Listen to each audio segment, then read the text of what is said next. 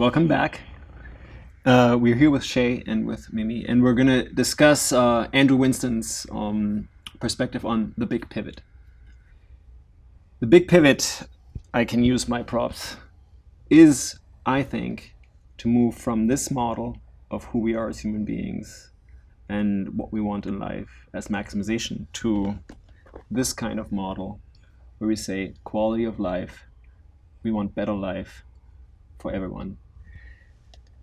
And so in the TED Talk that we've seen in the book, what do you get out of that in terms of that big pivot? What resonated with you in terms of shifting mindsets, shifting managerial practice, anything? For me, I got that a lot of businesses right now are being more reactive rather than proactive when it comes to the environment and how we are impacting it through the resources and things of that goes into the companies, and as far as like the resources that are being done to produce, whatever product that these companies are kind of doing. So I think the biggest thing is to kind of change the mindset from being, reactive to more of a proactive mindset and getting ahead of the issues rather than, the issues, tackling the issues as we go along.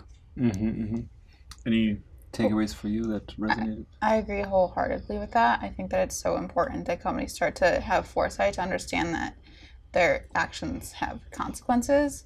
I also think, though, especially from the TED Talk, he did really talk about the companies that are trying to move that way and how hard it is for them to do, and the consequences that movement is having right now in the short run, the amount of capital expenditures that companies have to do to become greener and to become more solar powered, but in the long run that pays off for them. So I think that that's an interesting point that he's making, that companies are starting to realize that, but it's how do you get there and how do you get everyone to follow suit instead of just like the first mover kind of opinion that maybe Unilever has that you talked about in the TED Talk.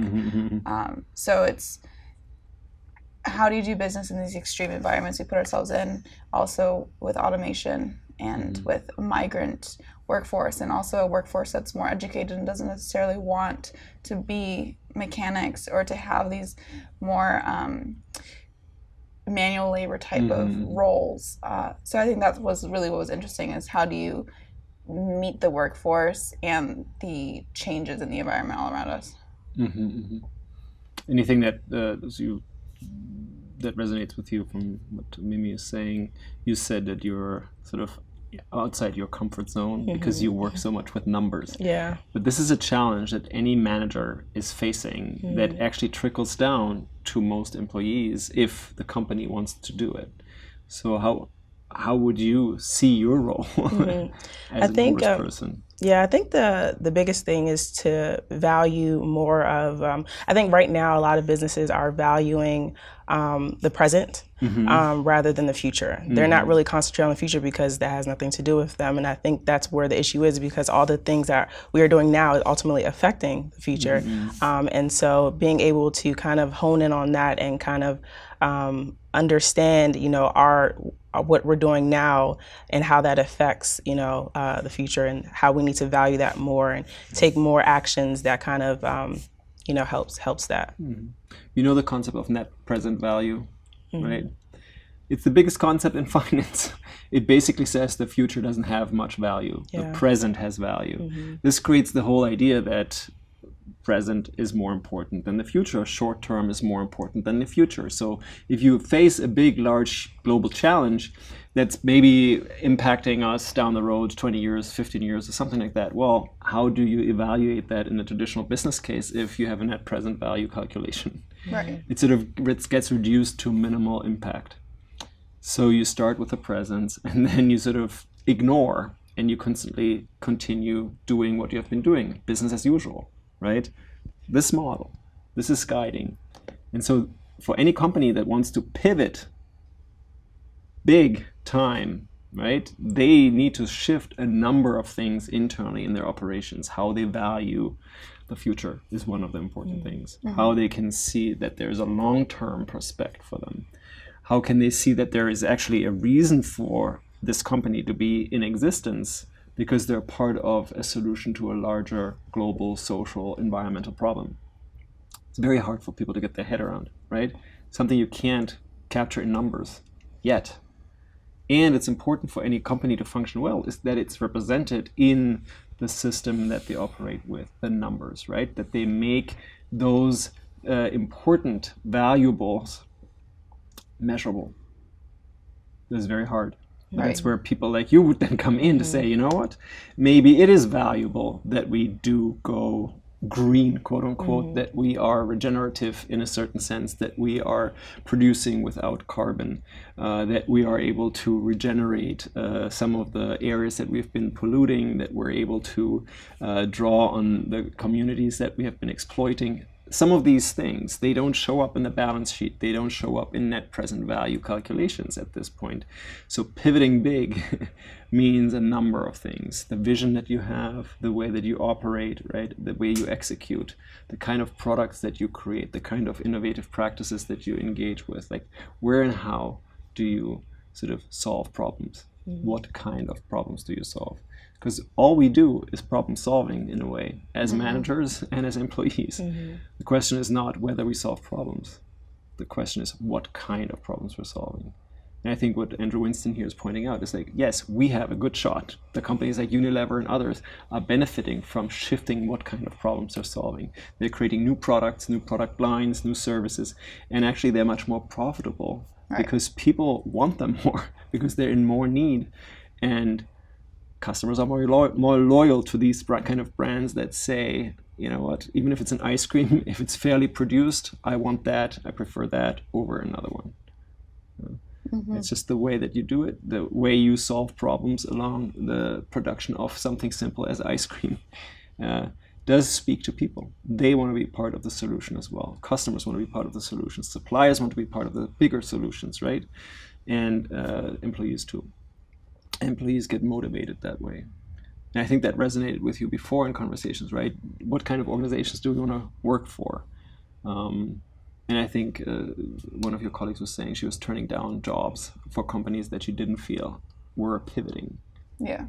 I don't know if that resonates with you in any way, but... I agree. I decided not to go back to a company specifically because I felt that they had these lofty set of values and that there was nothing that actually aligned with those values. So they looked really, really good on paper. But in turn, the way that the company was managed and the way that things were handled, there really wasn't an alignment with those values, but you were judged based on how you lived their values when they weren't judging themselves on how they lived those values. And to me, that was a really big issue. And they weren't really joining the fight in the modern world of becoming a more modern company and a company that is gearing itself towards millennials and Gen Z who are now have the most money to spend. You know, they're the biggest population and have the mass, like have the mass market, I think, on spending now over baby boomers and our parents' generation. Okay, so that was a reason for you to not go back to that company. Yeah, I felt that it was hypocritical to judge your employees based on how do they live the values that they have unceremoniously just pulled out of the sky, but when they're not judging how the company itself is aligning with those values. Can you just give a little bit more concrete of an example? Which kind of values were they sort of? I don't know if I really can without giving the company away. Okay. But some of them were just like... Anyhow, it doesn't matter. But the point is you came up with that conclusion for yourself. Did they pay for your education? No. No. Okay. So, and you're not alone in that decision, right? You're sort of saying, okay, well, I don't want to work or be part of an organization like that. Yeah. I'd rather work for another type of organization. You've seen organizations like Tesla or Unilever. They can draw on the talent of the best people because they want to join an organization like that. And so oftentimes a big pivot is actually a big opportunity, right? If you do it well. And if you, as a manager, see that as an opportunity. And it's not easy. It's not easy to do.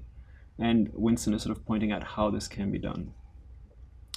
So students, reading this book will guide you in your exercise, which is ultimately that you're going to be the CEOs of an organization that you choose, and you're going to present a product or a service that represents the big pivot in that organization.